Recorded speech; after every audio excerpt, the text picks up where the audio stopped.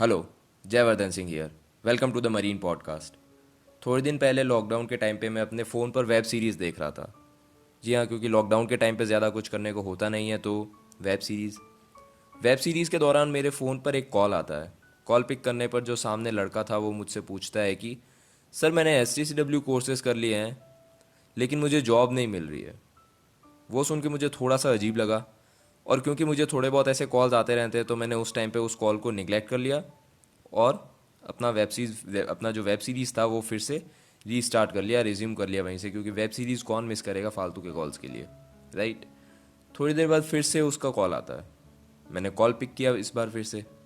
Call pick करने के बाद वो मुझसे पूछते हैं कि सर, मैंने STCW कोर्सेज कर लिए हैं, लेकिन मुझे जॉब नहीं मिल रही है। इस बार मुझे थोड़ी सी शेडी सिचुएशन लगी। मैंने पूछा कि एग्जैक्टली अपनी पूरी सिचुएशन बताइए।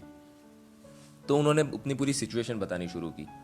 उन्होंने स्टार्ट किया कि सर, मैंने 10th क्लास पास कर ली है। वो मध्य प्रदेश से था। उन्होंने बोला कि मैंने टेंथ क्लास अपनी पास की।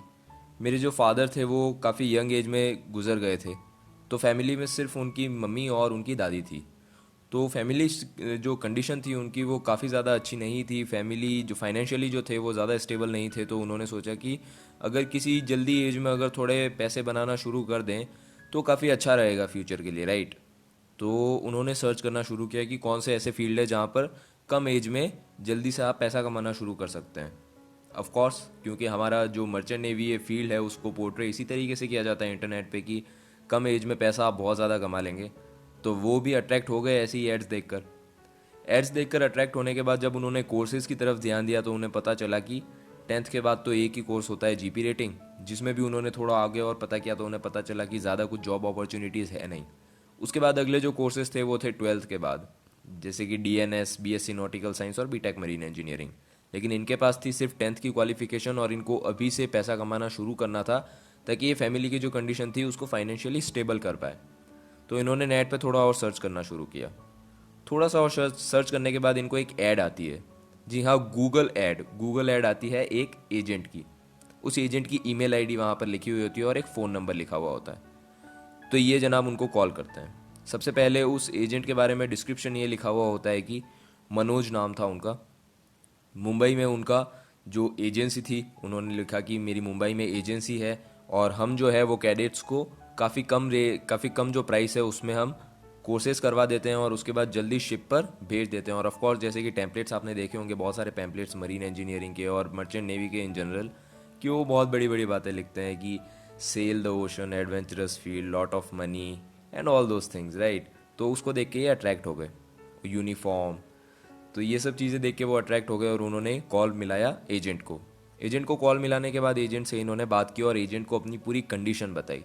हालांकि एजेंट को इन्होंने पहले अपनी कंडीशन नहीं बताई थी, लेकिन जैसे जैसे एजेंट ने इनको और पूछते गए, वो एजेंट इनको और पूछता गया कि आप मुझे अपनी फाइनेंशियल स्टेटस के बारे में बताइए, आप बताइए कि आप अभी फ़िलहाल क्या कर रहे हैं। तो इसकी पूरी की पूरी जो लाइफ की स्टोरी है वो जानने के बाद एजेंट को पता चला कि हाँ, ये बंदा वाकई में नीड में है। इस लड़के को जॉब चाहिए, जल्दी इस लड़के को जॉब चाहिए और ये जल्दी जॉब पाने के लिए कुछ भी करेगा। तो एजेंट ने कह दिया कि 1 महीने का कोर्स है वो मैं आपको कराऊंगा, CDC मैं आपको ला के दूंगा, ओपन इंडियन CDC मैं आपको ला के दूंगा, और उसके बाद आपको सीधा शिप पे। और शिप पे जाने के बाद उसने सब कुछ बताया कि एक बार आप शिप पे चले गए, आपकी नौकरी फिक्स हो जाएगी, नौकरी आपको मैं दिला दूंगा, उसके बाद आपको कंपनी की तरफ से आ जाएगा, फ़्लाइट की टिकट्स आपकी आ जाएगी, आप दूसरी कंट्री में जाएंगे, आप वहाँ पर जाकर होटल्स में रहेंगे, उसके बाद आपको शिप पे बोर्ड करना है, आप मंथ्स तक शिप पे रहेंगे, आपकी एकदम लग्जूरियस लाइफस्टाइल होगी, वगैरह वगैरह। बहुत सारी चीज़ें ऐसे उनको होप्स दिला दी। अब वो लड़का बेचारा, उसको मर्चेंट नेवी के बारे में कुछ पता नहीं, अभी तक सिर्फ 10th पास की है, आ गया झांसे में। उसने बोला कि सर, अगला प्रोसीजर क्या है। तो एजेंट ने बोला कि आपको देने होंगे मुझे 2 लाख रुपए। तो 2 लाख रुपए उस बंदे ने बोला कि मेरे पास तो है नहीं अभी 2 लाख रुपए। तो एजेंट ने बोला कि जी देखिए, मैं आपको इतने सालों का कोर्स 1 महीने में करवा रहा हूँ। जो कोर्स करने में लोगों को बहुत साल लग जाते हैं वही कोर्स मैं आपको 1 महीने में करवा रहा हूँ, प्लस मैं आपको जॉब गारंटी भी दे रहा हूँ कि आपको 100% जॉब मिलेगी।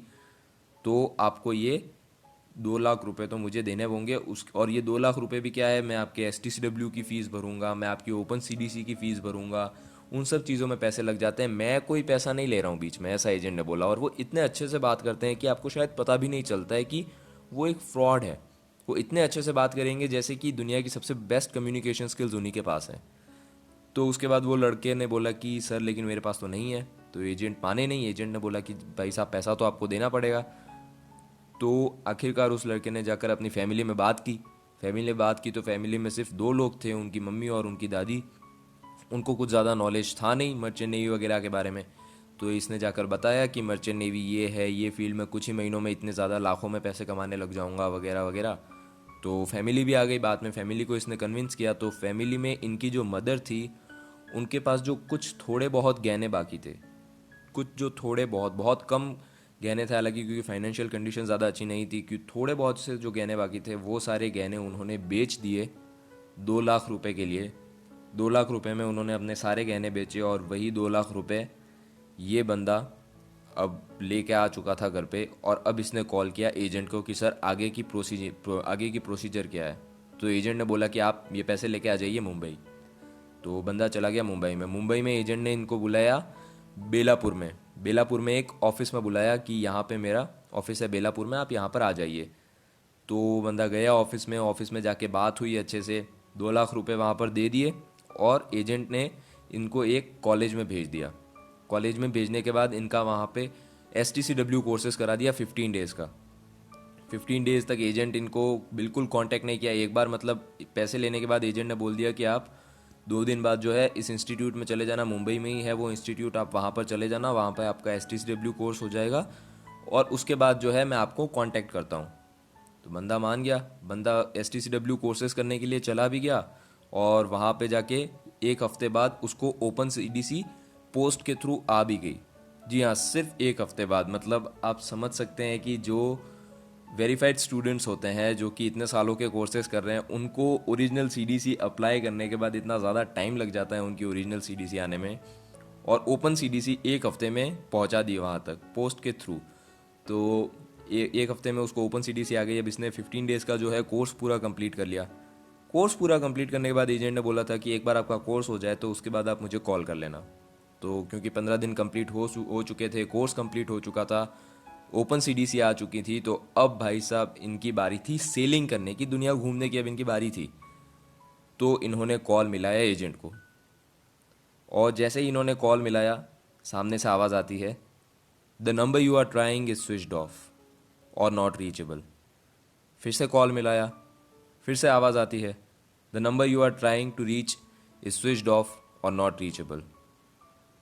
अब इनकी थोड़ी सी जो है हार्ट बीट तेज़ होने लगी, क्योंकि कहीं ना कहीं इन्होंने हल्का सा सुना तो था इंटरनेट पे कि फ्रॉड एजेंट नाम की कोई चीज़ होती है, लेकिन अब इनको वो डर लगने लगा मन में कि शायद वो जो इन्होंने सुना था वो इनके साथ में सच तो नहीं हो रहा है कहीं। ये चले गए बेलापुर। बेलापुर में उसी ऑफिस में जहाँ पर वो एजेंट ने उनको पहले मिलने के लिए बुलाया था और 2 लाख रुपए भी लिए थे।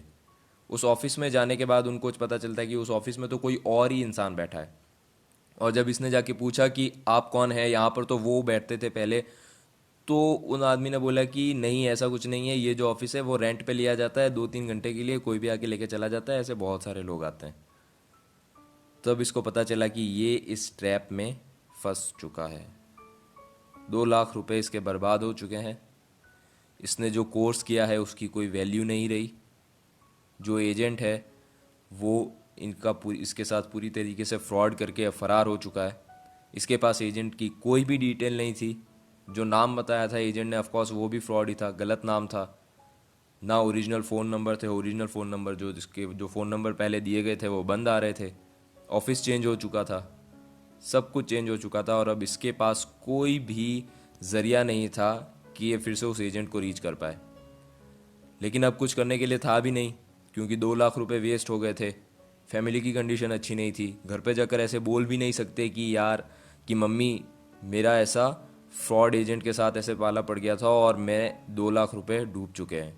क्योंकि जब फैमिली की कंडीशन अच्छी नहीं होती है, आपकी मदर आपके सारे गहने बेच कर उनके इतनी पढ़ाई के लिए आपके पैसे देती है, तो आप ये जाके तो नहीं बोल सकते कि मम्मी मैं फ्रॉड एजेंट के चक्कर में आ गया।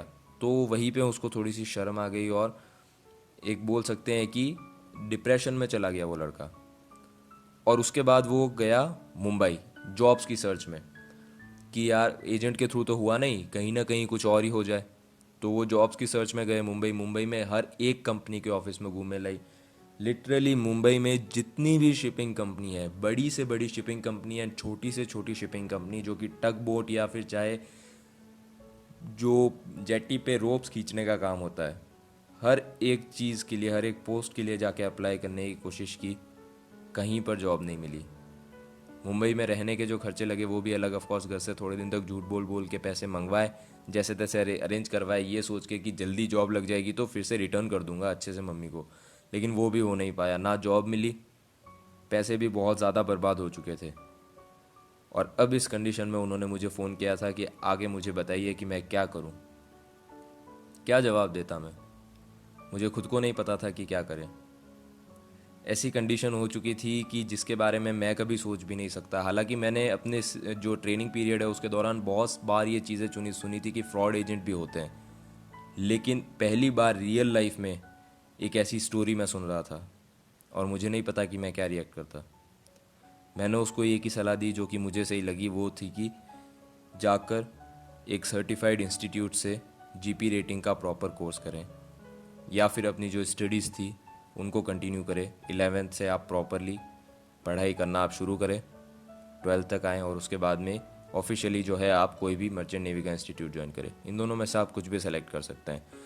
ये जो उनके साथ में जो भी सिनेरियो हुआ था, इसको मैंने भुला देने की सलाह दी। लेकिन क्या ये सलाह काफ़ी थी? नहीं, क्योंकि ये चीज़ें इतनी आसानी से भुलाई नहीं जा सकती। एक तो इतना बड़ा फ्रॉड हुआ, उसके साथ में फाइनेंशियल कंडीशन अच्छी नहीं। और दोस्तों मेन बात यह है कि ये जो एजेंट है वो टारगेट किसको कर रहे हैं? ये टारगेट उन लोगों को कर रहे हैं जिनकी फाइनेंशियल कंडीशन ऑलरेडी अच्छी नहीं है। तभी वो लोग 10th के बाद में डायरेक्टली मर्चेंट नेवी में आके जल्दी पैसा कमाना चाहते हैं ना, क्योंकि ऑलरेडी उनकी फाइनेंशियल कंडीशन अच्छी नहीं है। तो इनका मेन टारगेट वही रहता है। और दोस्तों ये करोड़ों की इंडस्ट्री है। हर साल इतने ज़्यादा लोगों को ये इस तरीके से बेवकूफ़ बनाते हैं कि नंबर ही नहीं बता सकता मैं आपको। और उसके बाद एक नहीं, उसके बाद मुझे आज तक 4 कॉल आ चुके हैं। और कमेंट सेक्शन, जो हमारा दूसरा यूट्यूब चैनल है, वहाँ पर कमेंट सेक्शन में बहुत बार ऐसे आते हैं कमेंट्स कि मैंने STCW कर लिया है, बाकी क्या करें। अब उनको बताने के लिए कोई जवाब ही नहीं रहता कि यार STCW तो एक बेसिक मैंडेटरी कोर्स है जो कि हर एक कैडेट को करना होता है। आप ये कोर्स करके आप जॉब पाना चाहते हैं, लेकिन उनको कंडीशन ही इस तरीके से किया जाता है एजेंट्स के द्वारा कि उनको लगता है कि STCW कोर्स कर लिया मतलब लाखों रुपए अब बनाना शुरू। तो ये एजेंट्स एक तो टारगेट किसको कर रहे हैं? जिनकी फैमिली कंडीशन ऑलरेडी बहुत ही ज़्यादा अच्छी नहीं है, बहुत ज़्यादा नीचे है उनकी फैमिली कंडीशन, उनको ये एजेंट्स टारगेट कर रहे हैं। और दूसरी एक और चीज़ है जो कि एक सवाल है मेरे मन में आता है, जिसके साथ मैं आपको छोड़ना चाहूँगा, आखिर का एक सवाल, कि ऐसे बच्चे जिनको मर्चेंट नेवी के बारे में कुछ भी नहीं पता, उन लोगों को फ्रॉड एजेंट के नंबर मिल जाते हैं। वो लोग फ्रॉड एजेंट के नंबर में आकर नंबर मिल जाते हैं उनको, उनकी ईमेल आईडी, एड्रेस, सब कुछ मिल जाता है। लेकिन जो डीजी शिपिंग है, जो कि बड़ी अथॉरिटीज़ है, जिनका काम है इन फ्रॉड एजेंट्स को बाहर निकाल कर फेंकना, वो कहती हैं कि उन्हें फ्रॉड एजेंट्स मिल नहीं रहे हैं, वो अपना बेस्ट कर रहे हैं ढूंढने के लिए, लेकिन उनको मिल नहीं रहे। अब दोस्तों इसको मानना थोड़ा सा कहीं पर मुश्किल लगता है कि जो 10th क्लास का बच्चा जिसको मर्चेंट नेवी के बारे में पता भी नहीं है, वो उनको फ्रॉड एजेंट बड़ी आसानी से मिल जाते हैं। लेकिन जो अथॉरिटीज़ है वो पकड़ नहीं पा रही है फ्रॉड एजेंट्स को। इसी सवाल के साथ आपको छोड़ना चाहूँगा दोस्तों। मिलते हैं अगले एपिसोड में। आप सुन रहे थे द मरीन पॉडकास्ट।